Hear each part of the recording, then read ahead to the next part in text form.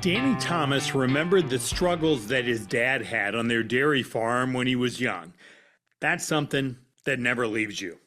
And he makes sure of that 3 decades later as he embarks on a new multi-continental partnership.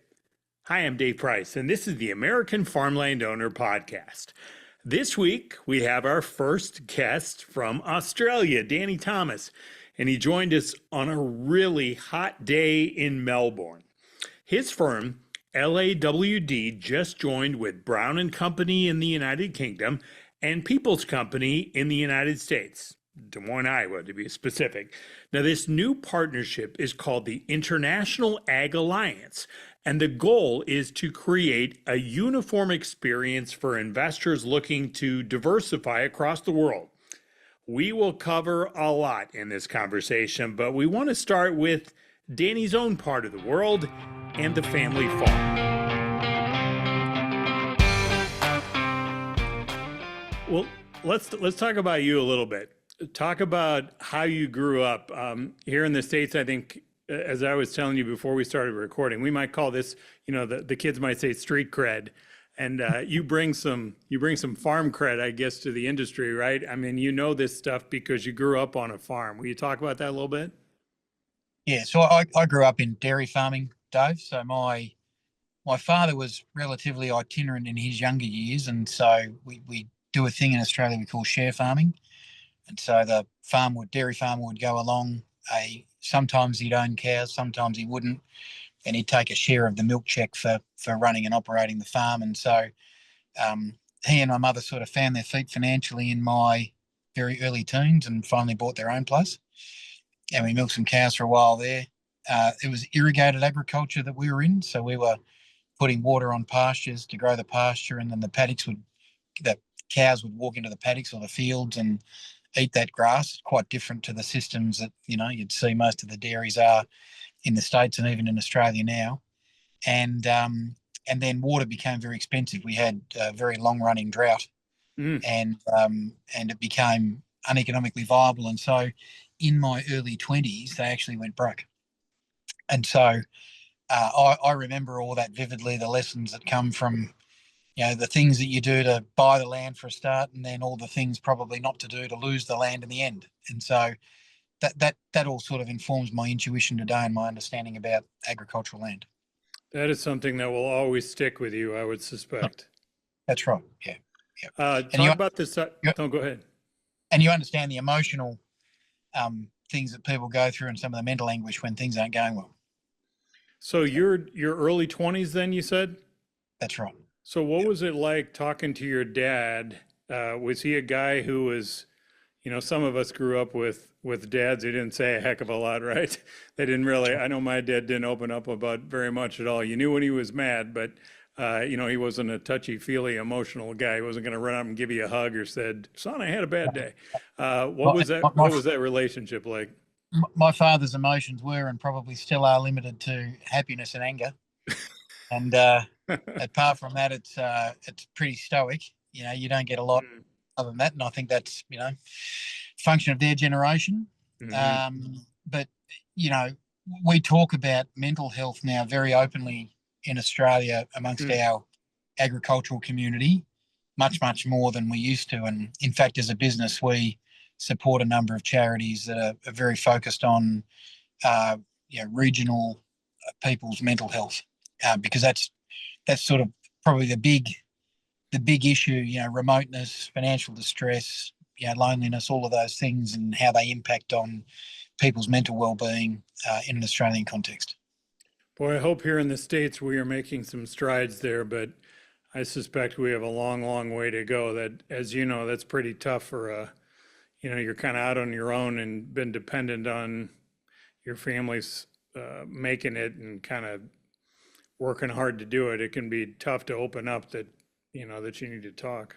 Yeah, and the only solution for most of those guys, the natural default is just to work harder. Yeah. And so they get into this spiral of fatigue and whatever else. So no, look, that's a real focus these days in Australia, which I'm really quite proud of the broader industry and other firms like ours that support those charities. I think it's a really important thing for the sustainability of of our farming families here. One of the cool things is I appreciate that this isn't your main life, but you're still in dairy, right? Yeah, well, I still own some dairy cows, and then all of my private investments are certainly in agriculture. So I'm invested with an institution.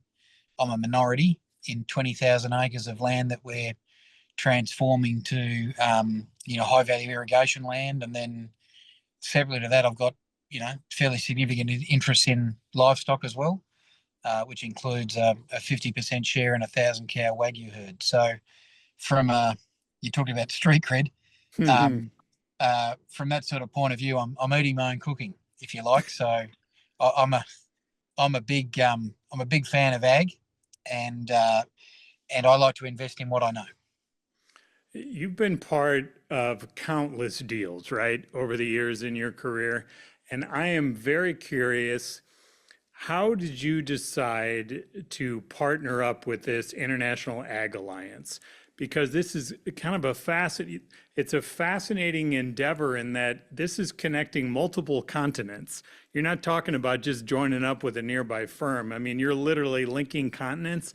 So how do you decide, okay, this is a person, this is a firm we can work with? Like, what's the right fit? Well, Steve Brewer and I met um, probably well a long number of years ago, 5 or 10 years ago, at one of those ag investment conferences in New York, and then really got together closely over the last couple of years. And I think we decided that we were both similar guys in terms of our values and what we wanted out of our professional careers, um, and I think our businesses have probably been on the same, a very similar growth trajectory. I was lucky enough to spend some time at their staff conference in Des Moines earlier in the year, and I really did feel like I was dealing with a whole heap of people that are just like our folks over in Australia. Principally from the country, good values, and lots of experience in either appraisal or brokerage in agriculture. And I thought, geez, these two businesses are really almost the mirror of each other. And we had, once we discovered this, we have so many common clients who are across both jurisdictions. We're dealing with the same people all the time, would you believe? Even though their head offices are in the United States. And we thought, well, really, we should make sure that we're working together more closely in terms of making sure that we can service our clients. And then I'd also had some interactions with the guys in the UK at Brown and Co. They'd come to Australia marketing some assets in South America, and I was able to connect them with some clients. And again, we discovered that we had common clients that are in that jurisdiction. They're either in Europe or the UK, doing direct investments in ag. And so we got together and said, yeah, is there a way to make the experience for our clients easy?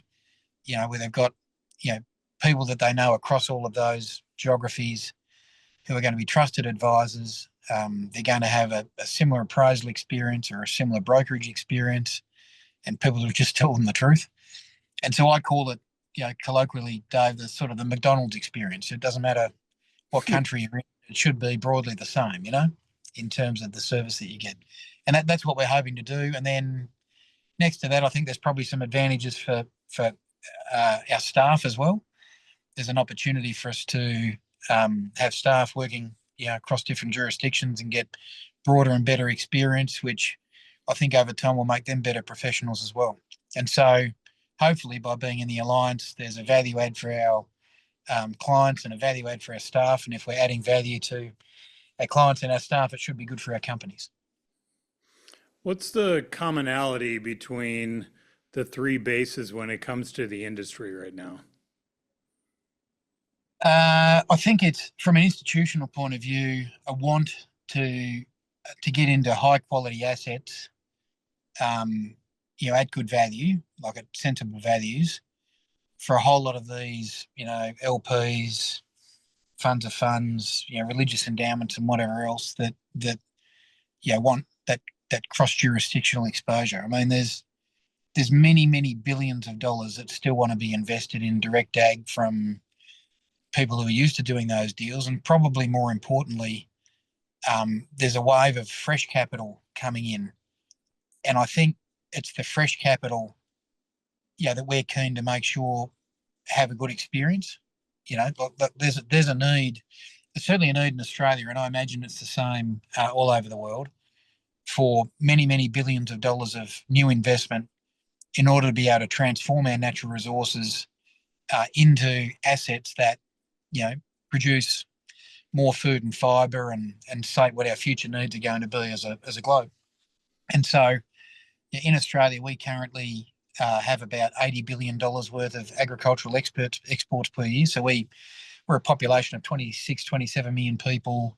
We produce 3 times what we can consume. And so we're an outward-looking, export-focused country.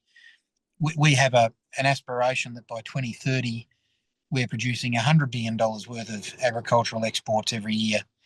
But because we're a population of only 27 million people, we don't have the national balance sheet to be able to develop that ourselves. So we're the size of the United States with, 8% of the population or something. And we need to make sure that we keep bringing, institutional capital in, whether it's domestic or foreign, but most of it will be foreign, to be able to transform our land and water assets into higher producing assets. And so as that new wave of capital comes in, it might be natural capital, exposure that people are looking for. It might be people looking for carbon credits. This sort of new wave of money might be people looking to do renewables. We want to make sure that they're well advised and that they come in and have a good experience. So then there's the follow-on capital. And is that fresh capital? Are they transferring out of something, looking for new venues? Where's that coming from? Often it's equities. So, if you look at equities markets all over the world, they've all had such a stellar run, and it's not my purview to decide whether they're overvalued or not. But there are there are groups that very openly say, well, we're going to take a few chits off the table there, and just in case, and we'll put them over here into something that we regard as more defensive. And so, ag land, if you look at the wealthy families through Europe and whatever else, ag land's always been, a safe store of capital. And, we're in a bit of an uncertain world at the moment. I'm a Donald Trump fan, but, not the whole world is. And so his predictability otherwise is something that, some segments of the market will be concerned about. We do have a couple of wars going on, genuine global conflicts going on, more so than we have for a while. So there's no peace dividend there at the moment. You can understand why some people with some nervousness would be looking to invest defensively. And agricultural land's a great place to invest defensively. How does he come across? He's back in the White House now, just several weeks, and fortunately, your country was not on the receiving end of these threats, but immediately came after Canada, Mexico, and China. And I think in particular, Canada threatening them with 25% tariffs. Now, as we're talking at the beginning of February, he backed off, and they did kind of a 30-day wait period on as well as a deal with Mexico, as he got both of them to agree to put some more troops on the border to help with security and such, and then the long-standing feud with China to a lesser degree of 10%. But so I appreciate that you all are not on the receiving end of these threats, but how do you all view negotiation by grenade or whatever his tactic is? It's not necessarily how I would do deals. You don't talk that way. That's why I wondered. No, that's right. But something about his style does appeal to me. Like he knows exactly where he sits in the geopolitical sort of power position, and he's not afraid to use that to the ends that benefits all Americans. In relation to what's happened there with China, no, those things do have impacts to us. So there are unintended impacts on us. Our 2 biggest export partners are the United States and China. Mm. So we're sort of wedged from an economic point of view, squarely between both of you. And so much of our economy is driven by our export of raw materials, iron ore, gas, coal, and those sorts of things. And China's one of our biggest buyers of those things. And so when there are um, punitive economic taxes and things placed on China, that will have an obviously consequential effect on us over time. Um, Having said all of that, I think Australia's been very clear about who their ally is in terms of the United States, and so the thing I like about that is, in the past where there's been some of those things happen, I think we've had an open dialogue, and in his last administration, I think President Trump was pretty receptive to the things that we told him from time to time. How's he perceived? Um, Australian politics is a little bit the same as America's at the moment. You've sort of got those polar ends and then a whole lot of people in the middle, and it's the middle that determines, who's Mm-hmm. in and who's out. We've got an election coming up here in Australia in April or May, and I think um, I think we're possibly going to see a change in government here, along the lines of what's happened in your part of the world, because people are concerned about all the things that affected the outcome of your election, cost of living, security, all of those things, and so I think the political bias in Australia is possibly turning to a more conservative government as well. Could you back up a little bit about when you talked about the ambition uh, to substantially, or at least to me, sounds like substantially increase agricultural exports? What will I don't want to be patronizing and say you're a smaller country because that's ridiculous to say. Um, but that does sound like that's pretty ambitious, right? I mean, is that an achievable goal, or how do you all view that? Or Yeah. is it really, really ambitious, or is it pretty logical you'd Um, shoot for that? it's pretty logical, yeah. So we can, yeah, we produce enough food, if you like, for 60 or 70 million people. So we're 27. So there's 40 plus million people's worth of food and fibre Hmm. over and above what we can consume that goes into the global markets. But what that is then is just a little top up market. So we're always in that little bit that's filling the gap. So if they have a bad crop in the Black Sea or a bad crop in Canada or whatever else, that's great for Australia. The other thing Hmm. that Australia benefits from is, the Australian dollar is sort of regarded as a Pacific peso. And so, um, we're down at 60 cents US at the moment from a high of $1.10. When I, took my wife and proposed in the United States, we're at $1.10. It was fantastic. We felt like multi-millionaires, touring through New York. And of course, now we're half that amount, in terms of the conversion, and as things continue on and the US dollar strengthens, we might be down in the 50s. So that all benefits, what our commodities trade for, you know, net to the farm gate for us, if you know what I mean, in net Australian dollars, and Hmm. will help us get to the 100 billion. We've also had huge developments in, horticultural plantings, specifically tree nuts and those sorts of things. So we're sort of 8 or 9% of global almond production now. Um, your market in California and ours in Australia sort of seem to work in opposite ways. And so when things are bad in California, they're typically good in Australia. And of course, we've got that exchange rate benefit as well. So no, we think the 100 billion's achievable. That's sort of policy, if you like, in terms of where we'd like to get to. Hmm. You mentioned when you're talking about some of that fresh money looking to break in, you mentioned carbon credits.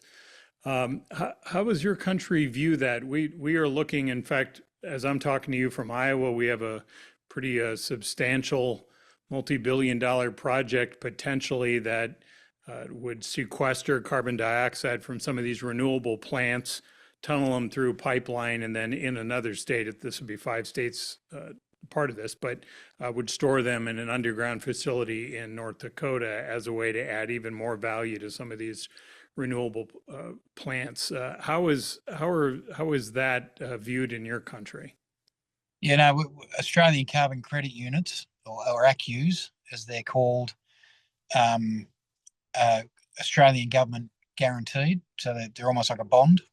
And as carbon products go globally, you know, they're right in sort of the top decile of products that you could buy if you're looking to offset. The Clean Energy Regulator in Australia administers all of those. There's a number of methodologies, anything from avoided deforestation to plantation timbers and those sorts of things. Uh, there's some exploration around the ability to sequester carbon in the soil by increasing organic carbon levels and how sustainable that could be. But all of those things, if you are generating ACCUs, are subject to audit and strict protocols around what drives them. And so globally, I think it's not a patriotic statement. I think it's factual. Globally, I think we've got one of the best carbon products in the world. So there's a big wave of money coming into Australia to buy Australian carbon credit units. One of the things that fascinates me is we wait to see what this second kind of Trump 2.0 going back into the White House will be his view on energy. He is one of these guys who is a drill baby drill. Exactly. You've heard him say that a time or 12, I'm sure. And so when it comes to renewables, solar, wind, I mean, he is not a fan of wind. Wind is a big thing in Iowa. One of our United States senators from Iowa was very big into the wind energy tax credit years ago. And I don't know if this has to do with his golf course, and he's got that long-standing feud with a wind turbine or whatever the heck it is at his Scotland golf course or whatever that's all about. But whatever it is, the guy just does not seem to like wind. And it doesn't sound like he's a big fan of solar either. But I'm curious, kind of from your perspective, how you look at the states when it comes to investing in the energy sector and how people view that, especially now that we've had a change with a president with a lot different philosophy than the former president. I think people are going to do both, Dave. Like, you're really going to hedge your position, aren't you? So, this administration will be in for 4 years. That's your period of certainty. So to pivot 100% away from renewables and say, right, oh, we're going back to conventional, I think it'd be a dangerous strategy. It's just what my intuition's telling me.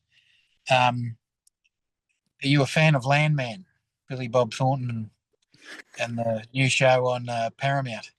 I like the bit in there where he reflects on what it costs to build a wind turbine and compares it to the oil pump that's right next door.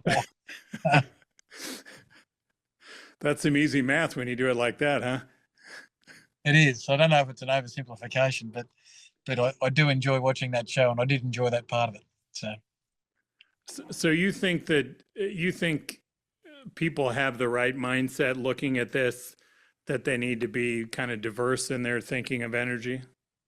Yeah, I think when you flip flop, because of political changes in policy, you're you're likely to end up on the wrong side of it. So, and so I think you probably need to have a foot in both camps. Just hedge a bit.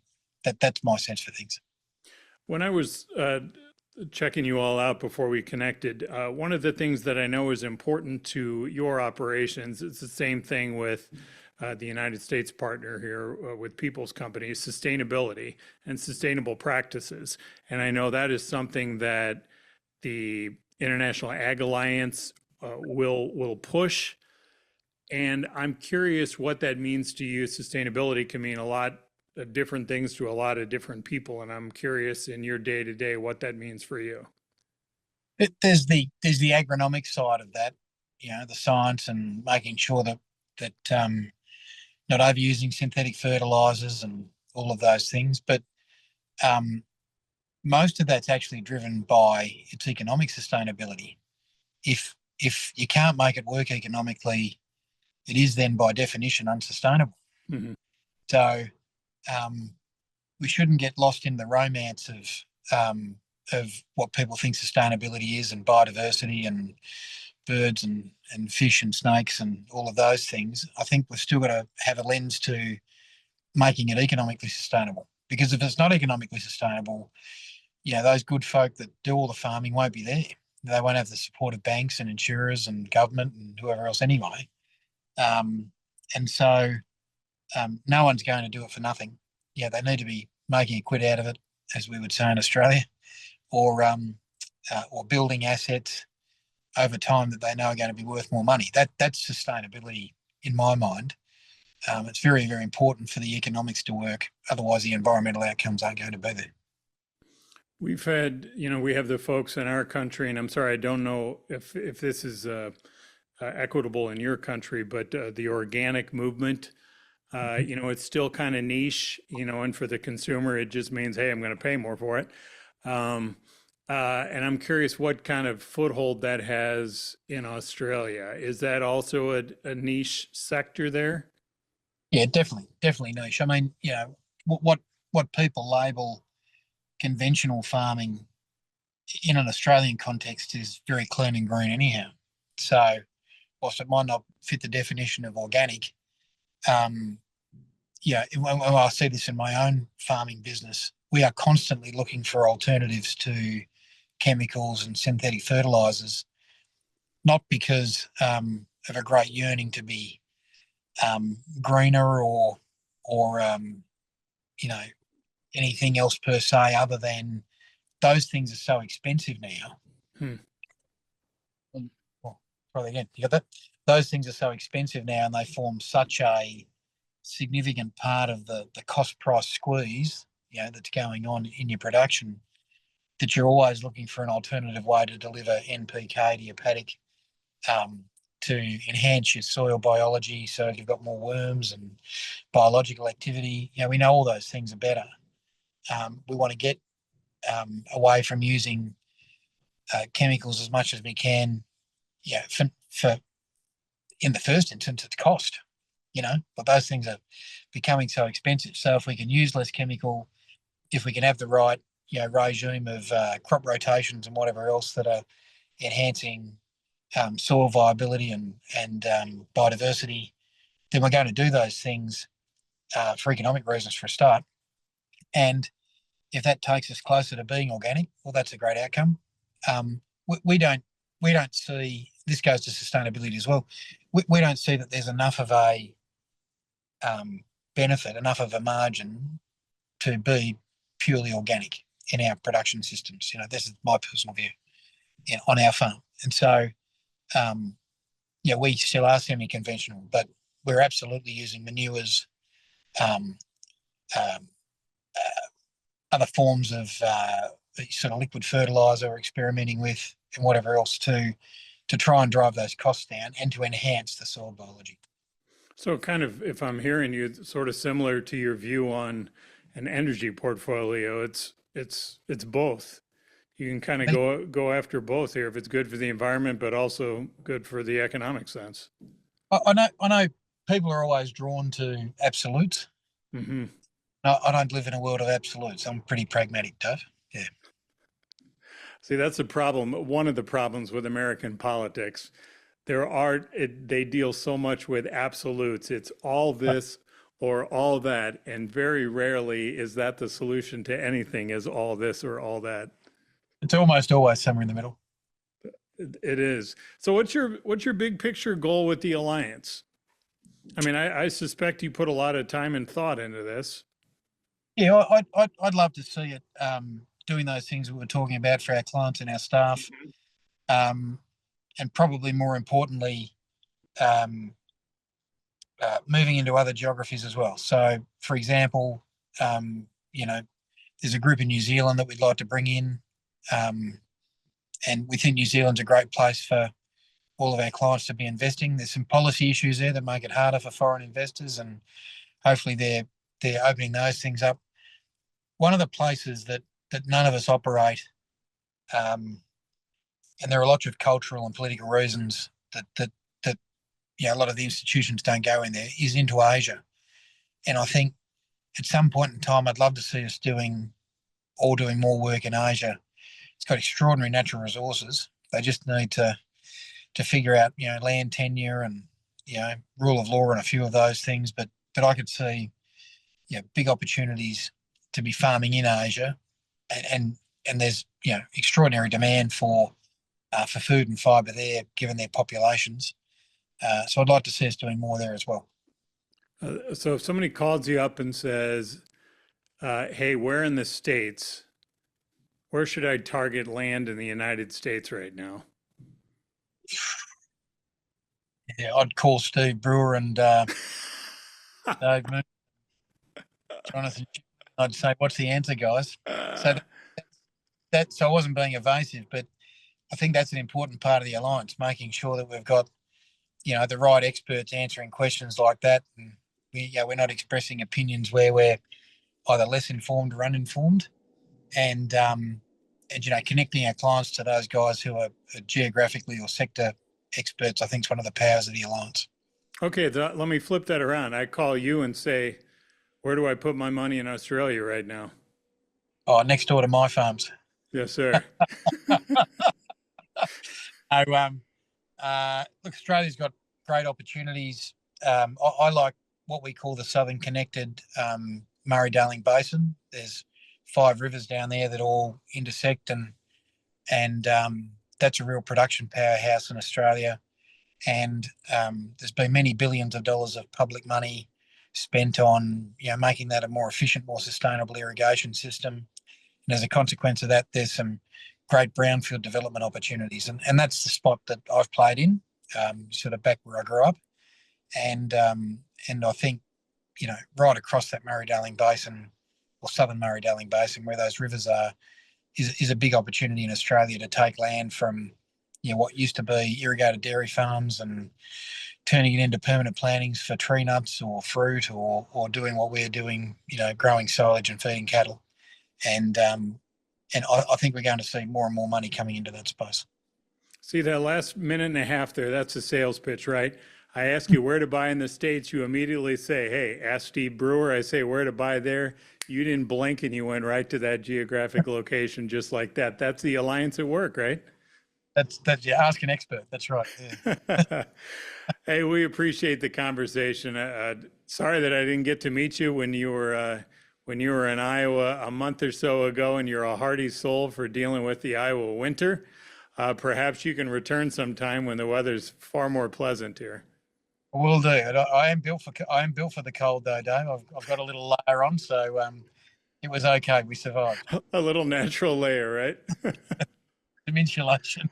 Yes, sir. Hey, thank you much. We appreciate it. Nice to meet you. Thanks for having me. Danny Thomas also looked at what caught his attention last year in Australia and what he expects in the coming year. It's part of our profile piece with him in the American Farmland Owner newsletter. Just go to AmericanFarmlandOwner.com. It's the place where landowners get their news. And while you're there, if you haven't done this before, just put in your email address and you can get the free newsletter sent to your inbox every week. Usually it gets there Friday afternoon and gives you something to check out over the weekend. We also hope you'll share it with others and help us grow. Thanks for joining us this week, and thanks for caring about the future of our farm.